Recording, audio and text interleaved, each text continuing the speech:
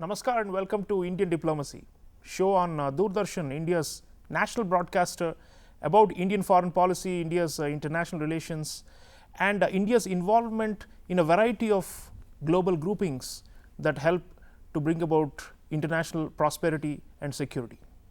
Viewers, in this episode, we are taking up the theme of the BRICS grouping: Brazil, Russia, India, China, South Africa, its expansion, the implications of its expansion, and also the future of the BRICS grouping, where India has played a prominent role. And to discuss this, let me introduce you to a very esteemed guest who has joined me in the studio, Ambassador Sanjay Bhattacharyya. Ambassador Bhattacharyya was India's BRICS sherpa for 2 years when Russia was holding the presidency, and then when India was holding the presidency of BRICS. And he has been India's ambassador to a number of countries: Turkey, Egypt, Switzerland. He was secretary in the Ministry of External Affairs and distinguished former diplomat. Welcome to Indian Diplomacy. Thank you very much for having me here. Ambassador Bhattacharyya, BRICS, 15th summit of the BRICS in Johannesburg, South Africa, had a momentous decision, which is to expand the membership. It initially started off as BRIC 2005-2006, then became BRICS 2010 with the inclusion of South Africa, and now 6 new members have been added on, and so it's going to become a BRICS plus 6 more. There's a total of 11 countries in this grouping of large developing countries, emerging market economies as they've been called. And you have closely worked in the BRICS diplomatic processes for the Indian government and have seen it at close quarters. So I'd like your first reaction on this big change that has been announced after the Johannesburg summit. What do you think about the expansion, the members that have come in, and what it's going to do to this institution that began with a lot of promise but has run into quite a bit of rough weather in the recent years? Well, let's put the context for BRICS. BRICS is one of the very few institutions which came up in the 21st century. As the 21st century, it reflected the contemporary realities of geoeconomics and geopolitics to a large extent. And the first expansion was a response to reflecting it even better. So BRICS has always sought to be a grouping for emerging economies, large emerging economies, which work not only for themselves, but also have a representative role for the community of other countries around them, developing countries. You would recall that after that inclusion of South Africa, we decided to have the new development bank, or the BRICS Bank. And it started with the 5 original countries. But during our presidency, the decision was taken to adopt criteria and processes for the admission of new members of the NDB. So admission of new members to the BRICS process is not a new idea.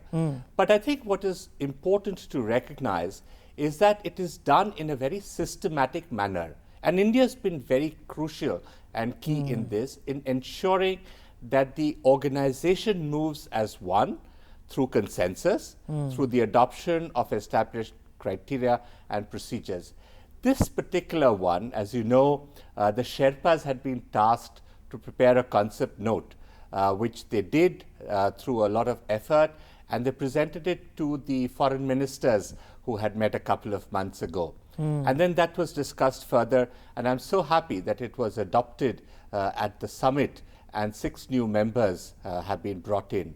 In some ways, the 6 new members reflect what BRICS wishes to do. For long, we had seen that Africa, which is actually the continent of the future, the continent of greatest promise, had been neglected by the development processes that were going around globally. And so I'm very happy that in the 6 that we have added this time, there are 2 from Africa, and very prominent ones, Ethiopia and Egypt. Ethiopia, both very, very close partners. And these are major regional leaders also. Absolutely. Ethiopia is the seat of the African Union. It's of course a very ancient civilization. Egypt is our strategic partner, so we are very, very happy. When we move to the Arab world and the Gulf, where energy security is a major item for the global community, we are very happy that the admission of, again, 2 of our strategic partners, Saudi Arabia and the United Arab Emirates has taken place. Iran will bring that huge balance, and it shows also that the new rapprochement that is coming about in the region is being recognized by the community of the global south. And in the same manner, the admission of Argentina is also very relevant to add to the weight of Brazil in the South American continent. So overall, I think it's a very positive first step. But also remember, Sreeram, that what the BRICS leaders have done is to add a para in their joint declaration, which says that they're also looking at partner countries. Beyond the full members. Beyond the full members. Yeah. And so that puts this levels of membership and participation, which will truly make this a much broader organization. As Prime Minister said, it'll make BRICS more strong and it'll become give new impetus to the movement. Ambassador Bhattacharya, there has been some commentary I've read in the Western media saying that, you know, the expansion of BRICS is a victory for China and that essentially they are the ones who are going to benefit the most from it, and because they want to create this big coalition of several developing countries like a bloc to challenge the US and, you know, as part of the new Cold War and all that. But I think it's much more nuanced, isn't it? I mean, when looking at it from an Indian point of view, we have solid relations, major strategic partnerships with 5 out of the 6 countries, and Ethiopia is almost like a strategic partner, even though it's not formally so. And some of these members are actually formal US allies as well, like Saudi Arabia, UAE, Egypt, major recipients of US military assistance and all that, right? So it's, I think, much more nuanced, isn't it? And the perception that somehow the Chinese or the Russians somehow won and that India lost, I think it's completely wrong the way it's been portrayed. So your thoughts on the geopolitical backdrop and the jockeying for the expansion, what do you think about that? Dr. Chaulia, I agree with you. I don't think this is a question. There are certain sections of the media, both in the West as well as in certain other parts of Asia as well, which have tried to project this in that context that you referred. But BRICS is not aimed at any other country or at any group of countries or a Western bloc or whatever it is. BRICS is, in some ways, it's the global south. But I think essentially it is emerging economies which are focused on cooperation within themselves, expanding that cooperation to other countries, consolidating their efforts, and then finally trying to bring about change in global governance through consensus. If you look at this, and I think you pointed out very accurately, that many of these countries that have joined are extremely very close to the Western countries as well. Yeah. India has always had a policy which has not aligned itself with any bloc, and it continues to maintain that autonomy in its policy making and its strategic decisions, and it will continue to do so. And I think in many ways the BRICS sees India as that institution, that country, that civilization that provides values and principles, a certain solidity which they all treasure. Also, if you look at the way, we can later discuss the way the statement has come out, many of these things become more apparent. So this story or this narrative that certain countries are trying to capture it for their own goal will not happen, because when major countries like India do not subscribe to it, it cannot happen. We won't let it happen. So viewers, in fact, the president of Brazil, Lula da Silva, in fact mentioned that earlier it was like a club of 5 countries, and now we want to make it a genuine multilateral institution. And he has also said, echoing Ambassador Bhattacharya, that the BRICS Plus, the expanded, is not in competition with the G7, which is the group of advanced countries. It's got a different set of logic and purpose to it. Let's hear from none other than Prime Minister Narendra Modi, viewers, now about the expansion and India's position on the expansion and how we have facilitated the expansion of BRICS. Let's hear the Prime Minister and continue the discussion. Bharat ने BRICS की सदस्यता में विस्तार का हमेशा से पूरी तरह समर्थन किया है। भारत का ये मत रहा है कि नए सदस्यों के जुड़ने से ब्रिक्स एक संगठन के रूप में मजबूत तथा हमारे सभी साझा प्रयासों को एक नया बल देने वाला होगा। इस कदम से विश्व के अनेक देशों का मल्टीपोलर वर्ल्ड ऑर्डर में विश्वास और सुदृढ़ होगा। मुझे खुशी है कि हमारी टीम्स ने मिलकर एक्सपांशन के गाइडिंग प्रिंसिपल्स, स्टैंडर्ड्स, क्राइटेरिया और प्रोसीड्यूर पर सहमति बनाई है और इनके आधार पर आज हम अर्जेंटीना, इजिप्ट, ईरान, सऊदी अरब, इथियोपिया और यूएई का ब्रिक्स में स्वागत करने के लिए सहमत हुए हैं। सबसे पहले मैं इन देशों के लीडर्स और वहां के नागरिकों को बहुत बहुत बधाई देता हूं। मुझे विश्वास है कि इन देशों के साथ मिलकर हम अपने सहयोग को एक नई गति और नई ऊर्जा देंगे। भारत के इन सभी देशों के साथ बहुत ही गहरे संबंध है, बहुत ही ऐतिहासिक संबंध है।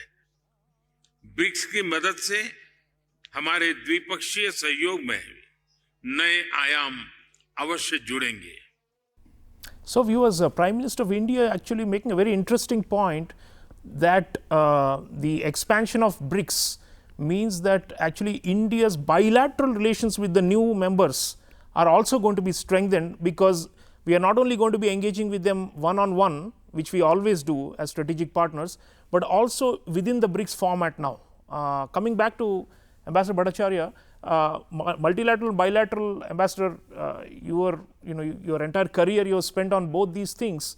The interwoven nature of these two came out, and what the Prime Minister was saying, and so it simply adds one more dimension in the way we engage bilaterally with each of these countries, isn't it, the new members. And I think it also helps us to create new alignments and new coalitions of like-minded countries within the BRICS framework. So, so rightly, like you said, nobody can hijack BRICS, and we will not allow it. So, in this context, how do you see this movement between bilateral and multilateral? And perhaps you served in West Asia, and if you look at three of the members, the new members are from that region. What do you think is going to happen to our main strategic partnerships as a result of the fact that we facilitated? I observed that President Ibrahim Raisi of Iran had a prior discussion with Prime Minister Modi before the expansion happened. So clearly we are coordinating closely with these countries, right? And it's good for our national interests, isn't it? And sometimes people, because the BRICS language is all about group and multilateral processes, and there are so many issues out there, but core national interests, ultimately India is pursuing that, isn't it, through BRICS? Absolutely. You're absolutely right. We've had outstanding relations with all these countries, and we are very happy that they are now part of the BRICS fraternity. And as Prime Minister mentioned, it helps not only in the broader global governance agenda that we have, but also in our bilateral relations. But I think the most crucial, important thing to recognize in this is that the multilateral world was in a state of flux. Many of the multilateral institutions were unable to deliver. Many of them had started with very good intentions, had done very good work, whether it's the UN or the Security Council or the World Bank and IMF. They'd done very good work at some point of time, but they became not as relevant as the contemporary realities were not fully reflected, and countries like us were not adequately represented in these organizations. So this democratization of the global governance structures that was necessary to reflect the multipolarity that has come about. Because today, through development, through technology, each country is much more able to be part of the globalized world. And particularly when you look at bigger countries like the Saudis, the Iran, Egypt, UAE, the ones that have become members now, their role in the global system, whether it's in terms of looking at energy security, food security, or in terms of the financial structures, how we address climate change, all these will become more important. And the multipolarity aspect of this development is, I think, to my mind, the most significant. Of course, I'm sure that all these countries are also happy that they have now been invited to BRICS, and India has played a very key role in making sure that the expansion of BRICS is a systematic, orderly process based on criteria. This has been, I think, a singular role that India has played, and everyone recognizes this. And future developments in BRICS will also be guided by this foundation that India has played with these countries. So, India's role will be very, very deeply recognized. And Ambassador Bhattacharya, there is also the category of partner countries that we are now talking about. The South African hosts at the Johannesburg summit were saying at least 22 countries had formally expressed interest or applied, quote unquote. So, only 6 out of the 22 have been admitted, but there are many more potentially who would want to join in. Now, that raises the question about the governance of BRICS. I mean, you have seen getting to yes among 5 itself is challenging, and it takes a lot of background work by diplomats before the top leaders come on and sign onto a piece of paper like a declaration or a joint communique. So now with 11 members and then potentially many more partner countries who may not have a vote but may have some powers and some say in the proceedings. One question is about the efficacy of BRICS. I mean, some people have been challenging. They're saying it's declining in importance, and especially because China has been, going on its unilateral path. Even though it's part of BRICS, it has other agendas. So, in that context, do you think this could be a liability? Could decision making slow down, and could it actually become, less efficient with more and more members coming in? I mean, G20, has 20 members, and then it has so many more outreach, partners as well. So, are we large group? Is it a challenge, you think? So, I think there has not been enough information about what BRICS actually does, because the kind of concrete projects and activities that BRICS has engaged in across sectors is quite stupendous, particularly when you look at the economic sphere, the partnership for the future, when you look at the people-to-people exchanges. And these have been substantive exchanges and partnerships based on projects. The second element is that the NDB funds projects not only in BRICS countries, but in all other countries as well. In fact, the larger number of projects and the contributions are in countries outside non-member countries. Yeah. So, other countries have always been part of BRICS, and BRICS core members had realized that there was this great value that is available across in the developing world, in the global south, that needed to be tapped. And I think today what we have is, we have set the template for this deeper collaboration across sectors. I think what you said about the governance and decision making is a very apt one, and I think we need to understand this. And I suspect, though I don't know exactly what happened at the summit, I suspect what would have happened is that they had this gradation between full members and partners, so that people could be gradually co-opted into the process rather than abruptly, so that the processes and admin structures could also be worked in a gradual manner, which will also be in a sense endogenous. They must come from within. People must feel, countries must feel committed towards whatever they are doing. So, another point that has come out of the summit is that the efforts at consolidation of what we do on the agenda has again been put on the focus. In fact, just the para before the admission of new members, it talks about the consolidation efforts, and the Sherpas have again, the foreign ministers have been tasked to prepare a report before the next summit, because consolidation is extremely important. It is important for BRICS to focus on certain key areas that it has great competence in, and then have tangible results that people can see and feel, rather than spreading out too thin across the world. Absolutely. And in this, there is a combination of traditional as well as some of the new areas of growth, because after all, for BRICS, the big item on their agenda is really growth and development, inclusive growth and economic development. pillar And of course, the other one, which is to try and influence the governance structures globally. And in this, it is a little different from the G20. I see no competition with G7, which is another grouping, at which again, as you know, the G7 also has an extension program, and India has traditionally been a member of that, invited as one of the leading economies.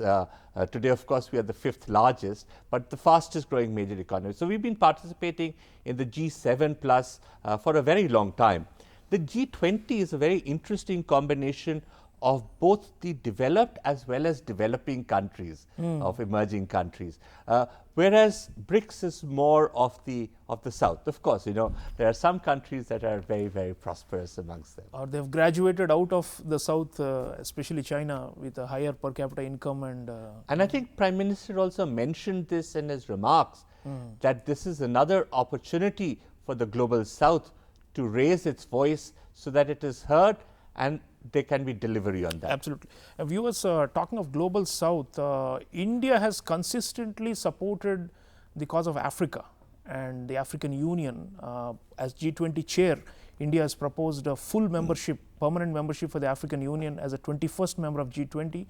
And even at BRICS, Prime Minister Narendra Modi has been advocating to do more collectively for our sisters and brothers in Africa.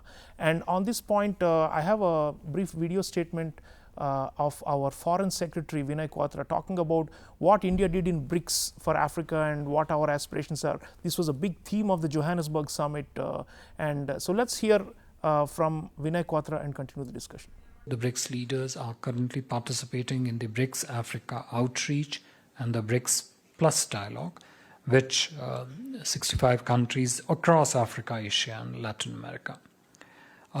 In his address today to the BRICS Africa outreach and to the BRICS Plus event, Honorable Prime Minister highlight what he is a very strong believer in, and he has led this right from the front, is what the BRICS brings on the table for the Global South, for the larger Global South. Honorable Prime Minister himself led the first Voice of Global South Summit ever earlier in January this year, ahead of substantive and intense engagement of G20 leadership beginning.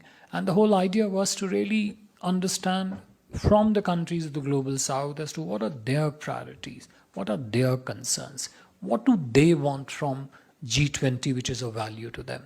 Yes, some of the countries of the Global South are a member of G20, but most of them are not. What are their developmental priorities? How do they see financing from the world for their developmental priorities across different areas? And that's, in a way, he sort of captured a very distilled sense of it in his remarks today. And he also emphasized, as he himself has been, that BRICS should also be a voice for Global South, for the larger Global South, not just for the priorities of the BRICS countries themselves. And he also stated what has always been one of the driving impulses of India's policy, which is a close partnership with Africa and to be a very strong, reliable, and a dependent partner of Africa's development journey. So viewers, India's Foreign Secretary is saying that Africa is a key priority and a driving impulse of Indian foreign policy towards Global South is focused on Africa.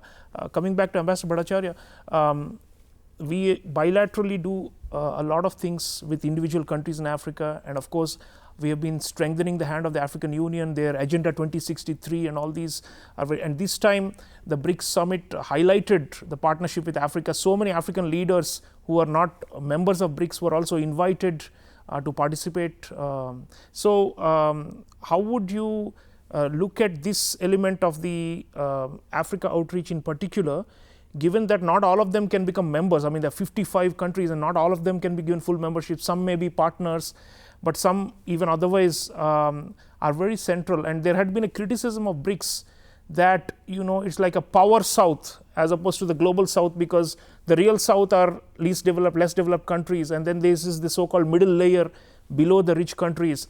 So hopefully we are working to bridge that gap between the so-called power south and the south south, and building the bridges. And I think a lot of African countries have expressed a lot of hope with India's advocacy of their cause as well. So your comments on the Africa part of BRICS and what we are doing there. You know, when you go to Africa and you ask them what you think about India, the response is unequivocally and universally positive. And I think there are echoes of this that have come out in the document as well. The BRICS declaration. The joint declaration, where, you know, some of these more aggressive development assistance agendas, which actually just benefited the donor country, have not found mention. You know, there's a clear mention that we should be careful about that, and also debt servicing and so on. But I think what the Africa outreach reveals is that we are engaged with Africa at various platforms and forum, and we wish to see this as an integrated entity. Now, the India-Africa Summit that we host is another one example where it shows our deep commitment to the future of Africa.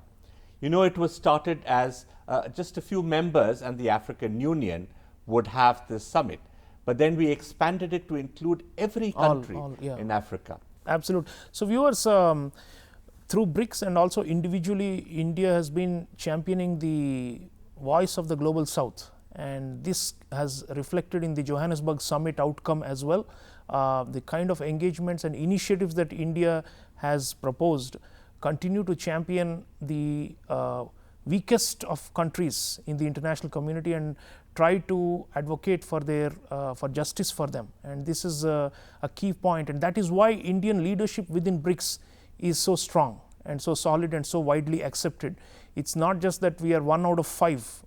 We are also doing significant things to bring so many other partners. So the expansion is not just the formal membership and new countries coming in, but the more looser kind of expansion of the Global South agenda that we hope to achieve through BRICS. So let's keep an eye on the BRICS expansion in a more holistic fashion. I want to thank Sanjay Bhattacharyya for sharing valuable insights. Thank you so much for being with us. Thank you. It's been a pleasure. So viewers, BRICS has grown. It may grow bigger in times to come, but India's stature within BRICS continues to rise and India becomes taller, and that is the most reassuring factor here. Let's follow the BRICS expansion from an Indian point of view and appreciate the work that our diplomacy is doing. I'll see you again next time. Until then, take care.